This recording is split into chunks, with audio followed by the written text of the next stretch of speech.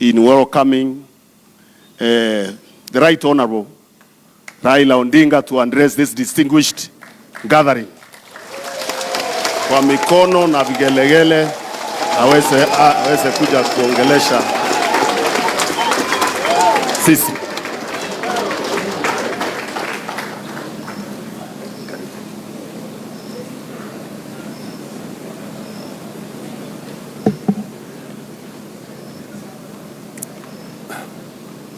Thank you, Your Excellency. Your Excellency, the Chairman of the Council of Governors, my friend Peter Munya, your Deputy, Cabinet Ministers, our guests from Burundi, Honorable Members of Parliament, and Honorable Members of the County Assembly, Hamujambo. Hamujambo tena. Thank you very much. I'm very delighted to be here. There was a big story in the media that this function has been boycotted by the executive and parliament. But I see members of the executive here.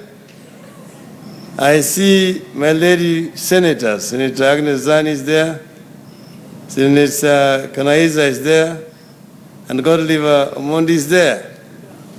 I'm also accompanied by Honorable Junaid Mohammed, a member of the National Assembly. I am very delighted to be with you here this afternoon. I received an invitation to come and be with you here as you close the function.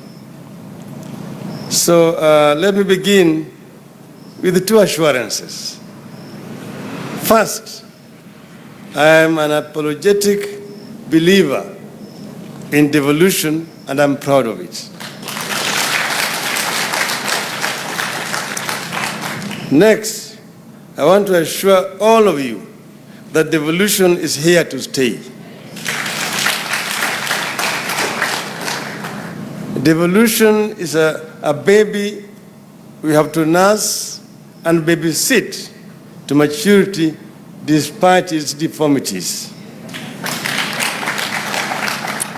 But let me caution you that, devolution has got many enemies in this country.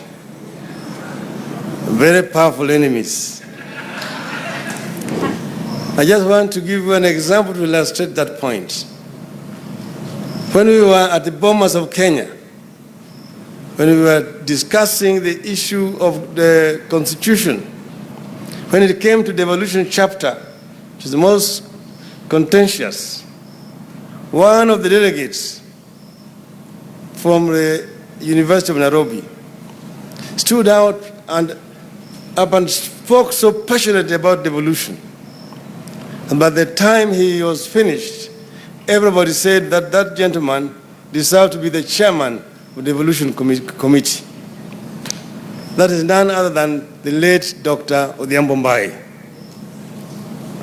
He became the chairman of the Devolution Committee and steered it so effectively that at the end of it, Mbai was attacked in his house during the broad daylight in front of his children and shot and killed. That tells you how many enemies you have and how powerful they are. The assassins, those who killed Mbai, are alive and they are known. But they are free. They were arrested, they were charged, they had confessed, they denied later on, and finally the police officers who had interrogated them are the ones who lost their jobs. That just to illustrate that you have powerful enemies. We started down this new road only 3 years ago. It still has much to be done. It has many rough parts to be smoothed. It has many problems yet to be solved. But I have an enduring faith, and I urge you to share this enduring faith that this devolution road is the right road. It is the road to the future.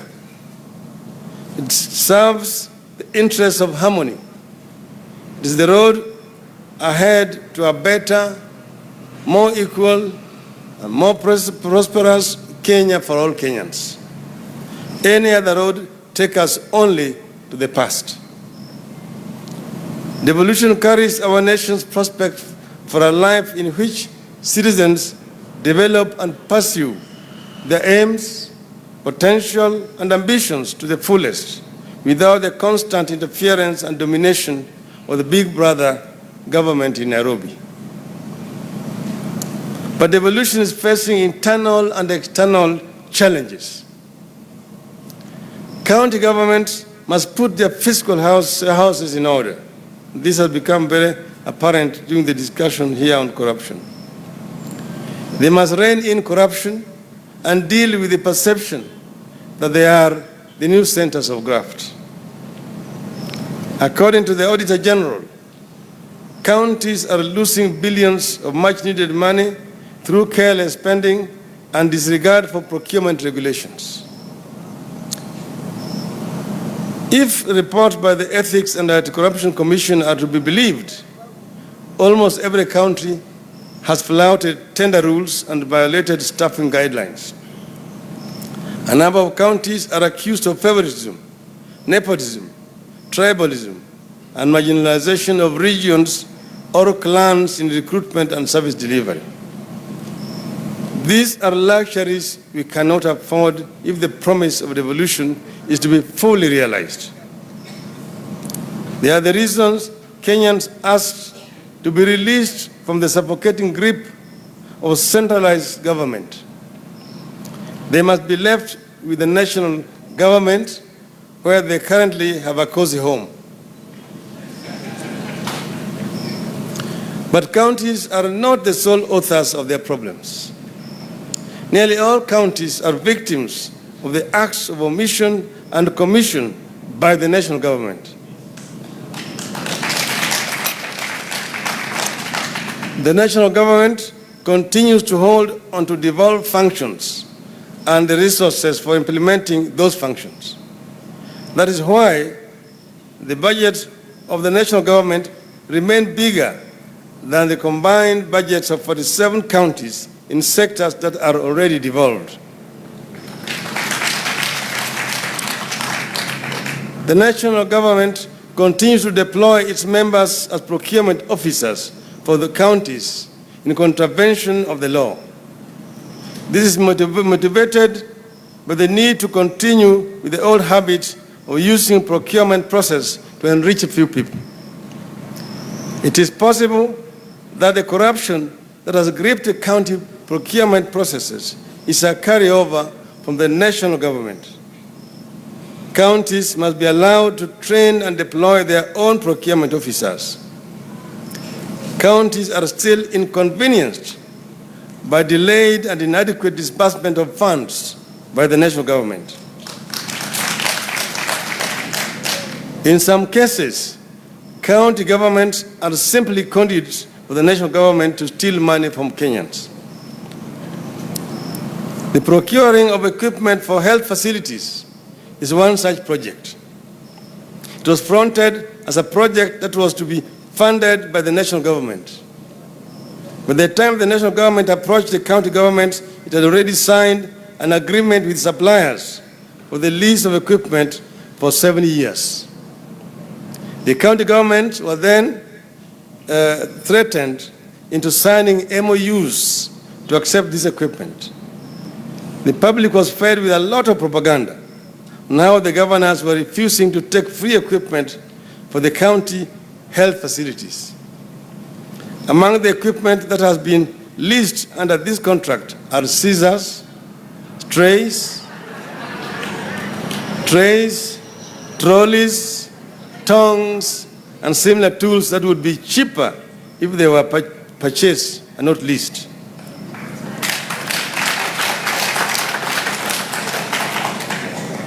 Come 2016, counties are now being forced to surrender 95 million shillings to be deducted from their share of funds annually for 7 years as the payment for the lease of this equipment.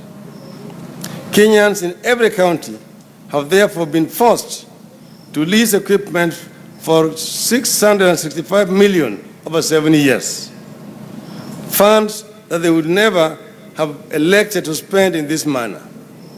This scheme is definitely a scandal.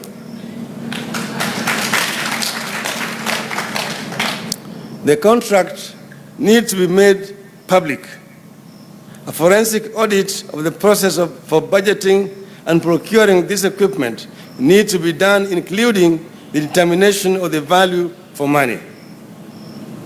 To date, counties have not fully received the billions that were allocated to fight El Nino last year.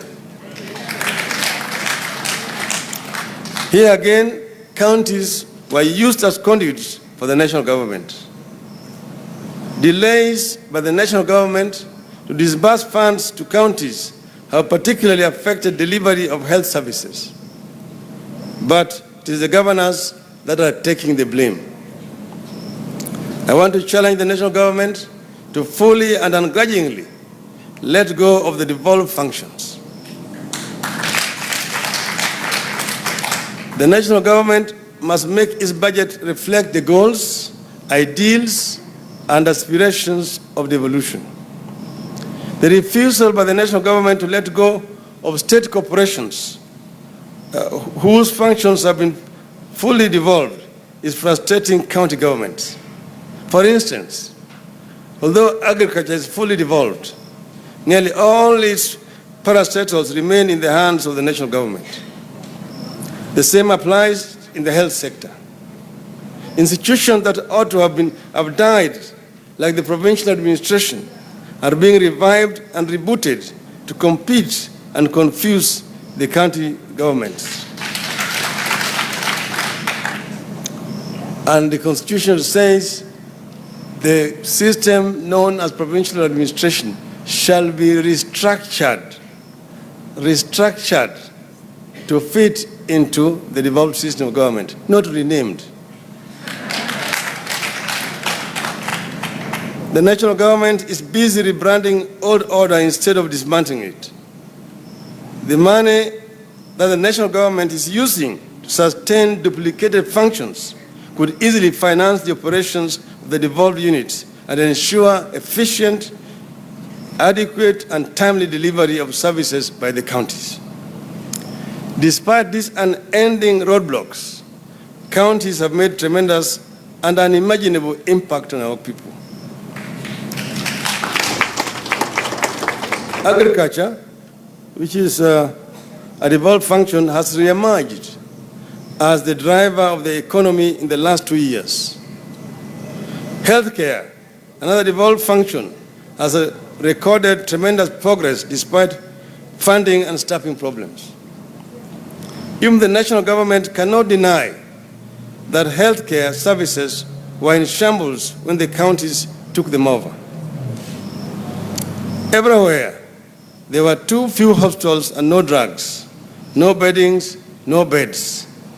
Some counties were able to construct and equip up to 20 hospitals, dispensaries, and health centers within the first year. Ambulance services are now taken for granted in parts of the country where none existed for the last 50 years. The number of doctors has increased from about 3,000 3 years ago to over 4,500 today. With increased and predictable funding, agriculture and health sectors could easily meet and surpass our expectations. Increased and predictable funding could easily see counties provide universal health insurance whose absence is confining many of our people to early graves because of unaffordable costs.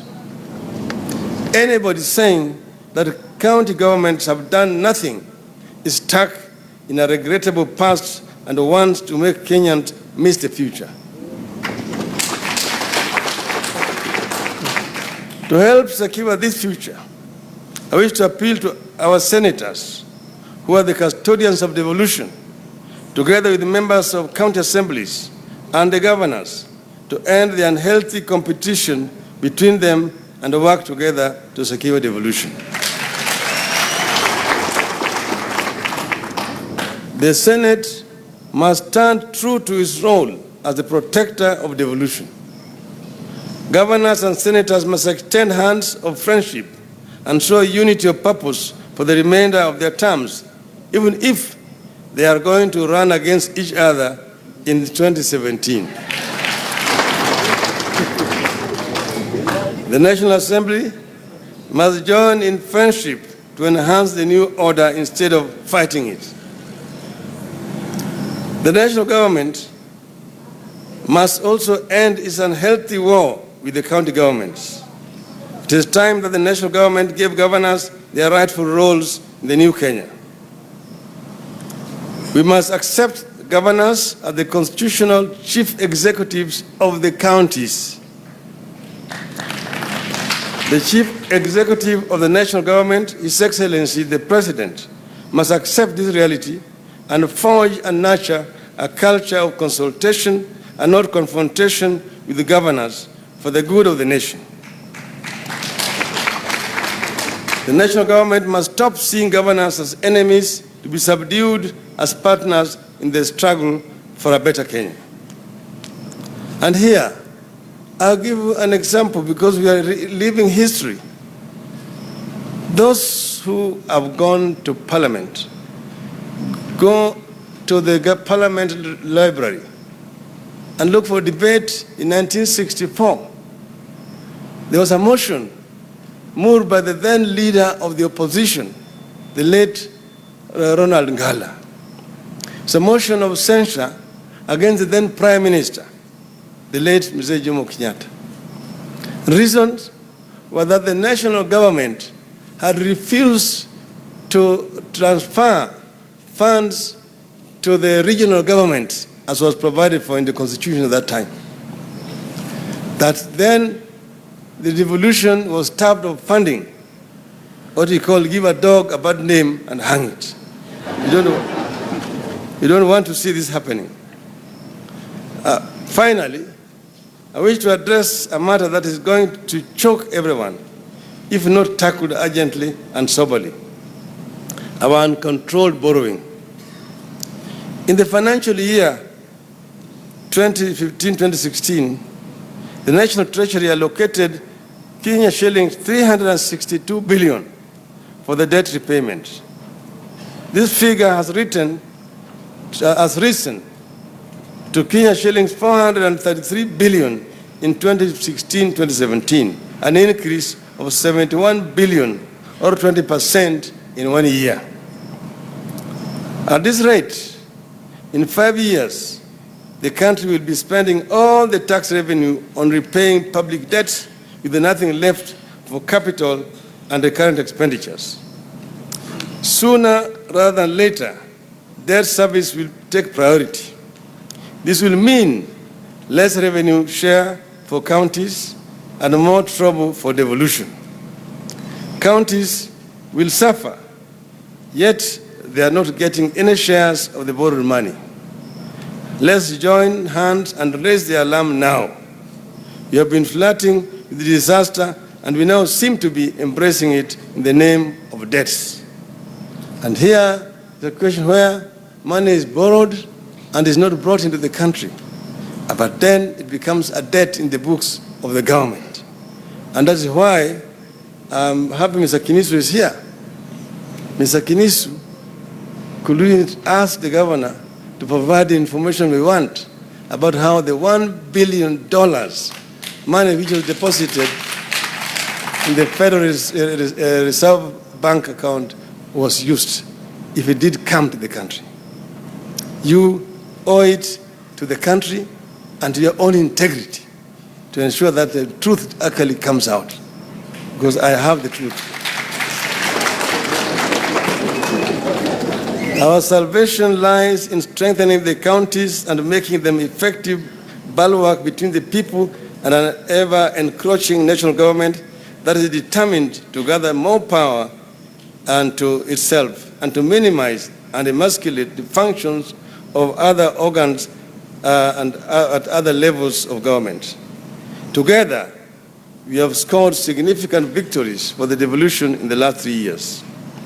But we must not live in the fading memory of those victories. Let us join hands one more time in this coming year and look ahead and anticipate the successive new victories for devolution.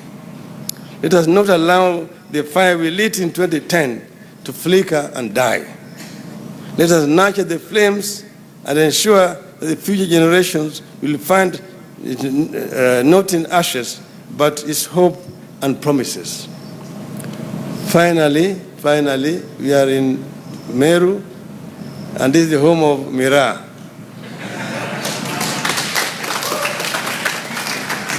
I want to use the opportunity to urge the government to look at the plight of the Mira farmers in Meru and force the government of UK and the Netherlands to uplift the ban on Mira in the interest of the people of this country. Thank you very much, ladies and gentlemen.